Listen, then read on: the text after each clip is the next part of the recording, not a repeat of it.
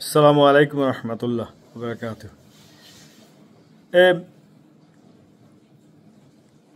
এই মনে হয় স্বাধীনতার পরে প্রথমবার কোনো সুযোগ এলো বাংলাদেশের সমস্ত মুসলমান, অর্থাৎ আমি মিন করতে চাচ্ছি এখানে হুজুরদেরকে, জামাত ইসলামী, অর্থাৎ এবার তাদের ঐক্যবদ্ধ হয়ে ক্ষমতায় আসার সুযোগ। কিন্তু তারা ক্ষমতায় আসতে পারবে না। আই এম ড্যাম শিওর, এটা আমার ব্যক্তিগত মতামত। কেন তারা ক্ষমতায় আসতে পারবে না এর কয়েকটা রিজন আমি দেখাই। প্রথম রিজন হচ্ছে যে দেখেন, জামাতের মধ্যে বিভিন্ন ধরনের ভাগাভাগি হয়ে গেছে গা। মানে হুজুররা অনেকগুলা পার্টি থ্রো করছে। সো আই থিঙ্ক 10টা না 11টা টোটাল হয়েছে, বিভক্ত হয়ে গেছে। That's number one. Number two হচ্ছে বাংলাদেশের মানুষ শুধু বলে আমরা মুসলমান, এবং হ্যাঁ, যথেষ্ট পরিমাণে অনেক সময় দেখা যায় যে আল্লাহ রসুলের বিরুদ্ধে কেউ কিছু বললে তাকে খুন করেও ফেলাইতে পারে, এরকম পরিস্থিতি। কিন্তু অনেক মানুষই নামাজ পড়ে না, রোজা রাখে না, মদ খায়, গাঁজা খায়, সুদ খায়, ঘুষ খায়, জেনা করে, মানুষ হত্যা করে, মিথ্যা কথা বলে, ওজনে কম দেয়, খাদ্যে ভেজাল দেয়, হারামখোর, বেঈমান, শয়তান, লুচ্চা, বদমাইশ, ইতর, হোয়াটএভার, এরা সমস্ত অপকর্মের সাথে তারা জড়িত। কিন্তু স্টিল বাট ভোটের বেলায় তারা কিন্তু ভোটটা ঠিকই গিয়া ওই অন্যান্য পার্টিতে দেবে। একে দেখেন, 3 নম্বরে আসেন জামাত। কেন তারা আসলে হবে না? কয়েকটা আসন তারা যথারীতি পায়, ওইভাবেই তারা পাবে। কারণ আওয়ামী লীগের এই 18 বছরের শাসনামলে আওয়ামী লীগের সাপোর্টার অনেক বেশি বাংলাদেশে। কারণ যারা জন্মগ্রহণ করছে যখন আওয়ামী লীগ ক্ষমতায় আসছে, তখন যাদের বয়স ইভেন 5, 6, 7, 8, 10 বছর ছিল, ওদের মস্তিষ্কের ভিতরে এমনভাবে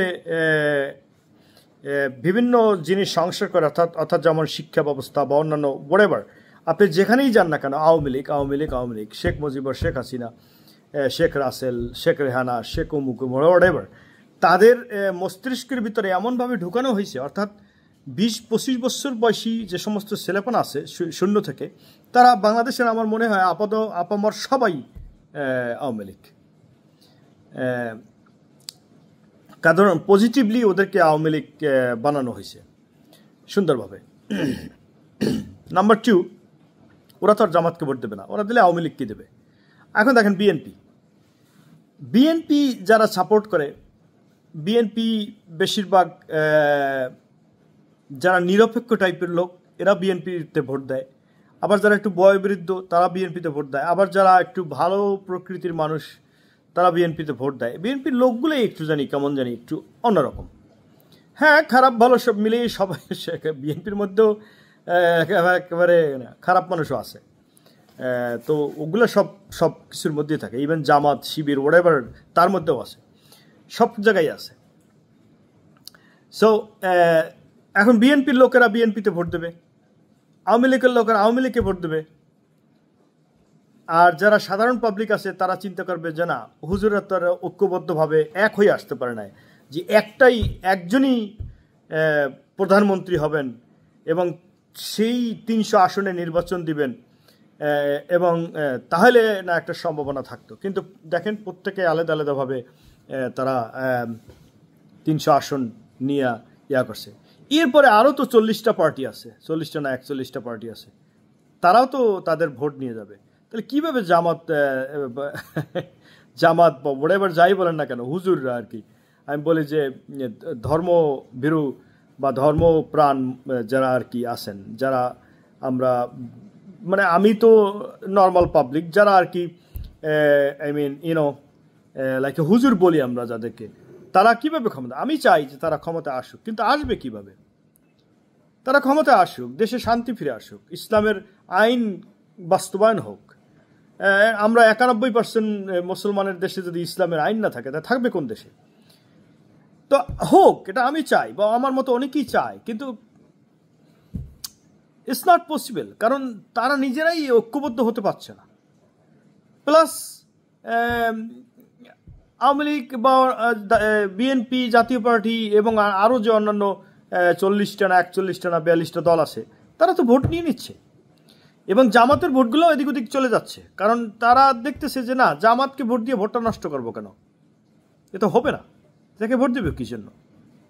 হ্যাঁ, তো আমি বলি কি, এটা আমার ব্যক্তিগত মতবাদ, আমি একজন নগণ্য ব্যক্তি, আমি রাজনীতি করিও না আর বুঝিও না, যেটা আর কি দেখি তাতে আমি মনে করি আপনাদের জামাত, শিবির, ওয়াটেভার, চরমনায়ের পীর, শর্ষিনার পীর, অমুক পীর, সমুক পীর, আপনাদেরকে আমি বলি, আপনারা সবাই একসাথে বসেন। আহমদুল্লাহ আছেন, তারপরে কি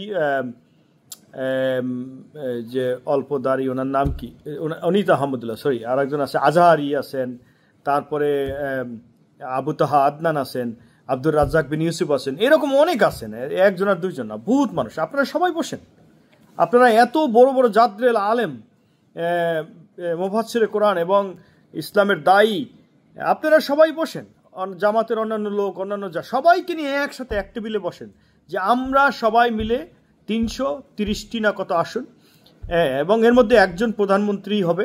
কে প্রধানমন্ত্রী হবে সেটা আগেই করেন, যেমন শেখ হাসিনা, খালেদা জিয়া, ওয়াটেভার, এরকম একজন করেন, করে তারপরে আপনারা 300 আসনে নির্বাচন দেন, যে আমাদের মাকরা ওয়াটেভার একটাই থাকবে, হাত পাখা, ওইটাই থাকবে, এবং আমরা মানে সবাই ওই একটাই ভোট দেব।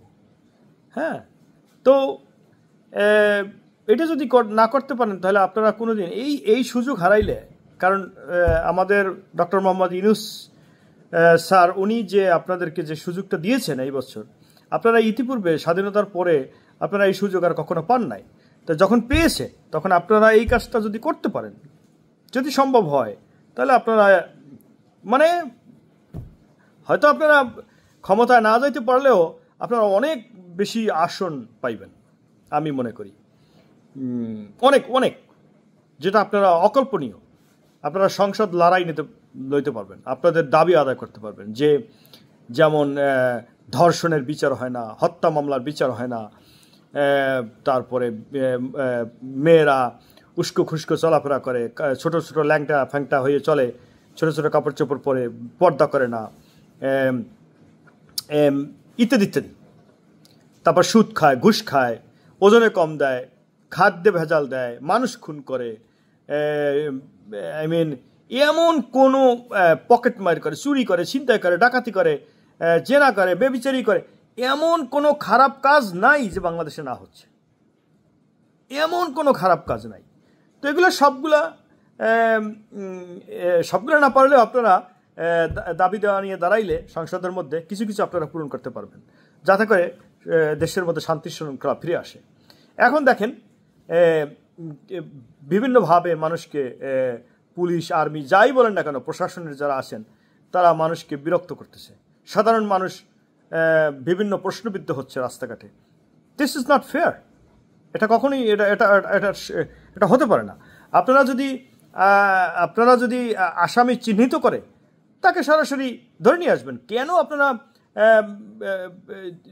চুলছেরা বিশ্লেষণ করেন একজন সাধারণ মানুষকে ঘিরে? তার বিরুদ্ধে কোনো আইনি গ্রেপ্তারি পরোয়ানা নাই, কেস নাই, মামলা নাই। একজন সাধারণ মানুষকে আপনারা বিভিন্নভাবে প্রশ্নবিদ্ধ করে তাকে আইনের ফাঁকফোকর দিয়ে তারে করে ভিতরে ঢুকাই ফেলান। ইটস নট লাইক, এটা ফেয়ার না। সাধারণ মানুষ যদি মুক্তভাবে চলাফেরা করতে না পারে সব জায়গায়, দেখা যায় যে বিভিন্ন টুরিস্ট স্পটগুলোয় police, army, BDR, RAB, whatever, আমি যাই বলি না কারণ প্রশাসনের লোকজন, আপনারা এগুলো ডিস্টার্ব বন্ধ করেন। সেখানে ঘুরতে যাক, সেই স্কুলের ছেলে না কলেজের ছেলে মেয়ে, ওয়াটেভার ইট ইজ, আপনারা সেখানে গিয়ে আপনারা মানুষকে হয়রানি করতে পারেন না। এটা আপনাদের এটা আমরা যারা বিদেশে থাকি আমরা দেখি না এ ধরনের হয় না। যদি সে কোনো অপরাধের সাথে জড়িত থাকে, আপনারা তাকে সরাসরি গিয়া বিভিন্ন রকমের প্রশ্নবিদ্ধ না করে আপনারা তাকে থানা নিয়ে যান, ওখানে গিয়ে জিজ্ঞাসাবাদ করেন। শত শত মানুষের সামনে তাকে কেন অপমানিত অপদস্থ করবেন উইদাউট রিজন? বাংলাদেশ তো আর মুসলিম কান্ট্রি না, বলে 91% মুসলমান, কিন্তু এটা তো মুসলিম কান্ট্রি না।